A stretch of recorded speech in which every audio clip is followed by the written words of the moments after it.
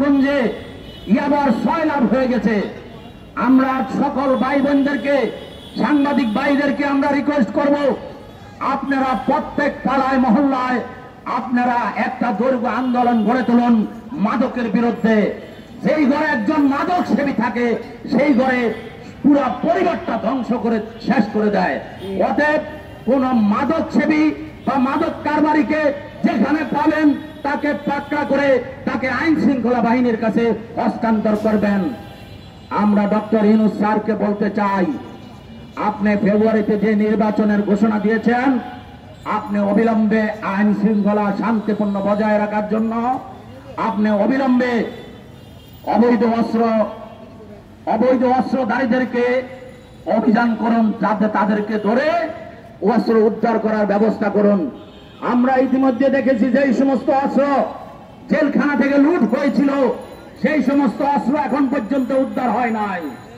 যেই সমস্ত মানুষকে অন্যায়ভাবে হত্যা করা হয়েছে গত 1 থেকে 1.5 বছরে, তাদের কিন্তু সেই রকম ভাবে তাদের ওই ধরনের আসামিদেরকে গ্রেপ্তার করতে পারে নাই। এখন পর্যন্ত পুলিশ তাদের সম্পূর্ণ মনোবল পাচ্ছে না। এর অর্থ হলো যে পুলিশের যেই সমস্ত লোকদেরকে হত্যা করা হয়েছিল, তাদেরকে যারা হত্যা করেছে তাদেরকেও খুঁজে খুঁজে আপনি আইন প্রয়োগকারী সংস্থার মামলার মাধ্যমে তাদেরকেও গ্রেপ্তার করতে হবে। কারণ রাষ্ট্রের আইন প্রয়োগকারী সংস্থা যারা এই অপরাধী এবং অবৈধ ফ্যাসিস্ট শেখ হাসিনার অন্যায়ের সাথে জড়িত ছিল, তাদেরকে এখনো বিভিন্ন জায়গায় সরকারি চাকরির জায়গায় আমরা দেখতে পেয়েছি তারা বহাল তবিয়তে বসে আছে। অবিলম্বে তাদেরকে খুঁজে খুঁজে বের করে তাদেরকে বরখাস্ত করে তাদেরকে গ্রেফতারের আওতায় নিয়ে আসতে হবে।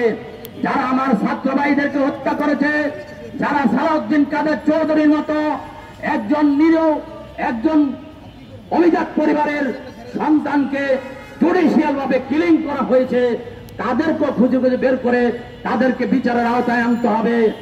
সংগ্রামী সাথী ও বন্ধুগণ, আমরা পরিষ্কার ভাষা বলতে চাই, এই বাংলাদেশে কোন ফ্যাসিজমের জায়গা আর বাংলাদেশে হবে না, কোন দুর্নীতিবাদের জায়গা আর বাংলাদেশে হবে না, কোন মাদক সেবীর বাংলাদেশে আর হবে না। আমরা যেই সমস্ত আলেম ভাইরা, কওমি ও ছাত্র ভাইরা যাদেরকে হত্যা করা হয়েছে, শাপলা চত্বরে যেই সমস্ত হত্যা হয়েছে এবং 2021 সালে যেই সমস্ত আলেমদেরকে গুলি করে হত্যা করা হয়েছে, তাদেরকে অবিলম্বে জুলাই সনদে তাদেরকে অন্তর্ভুক্ত করতে হবে। তা না হইলে মনে রাখবেন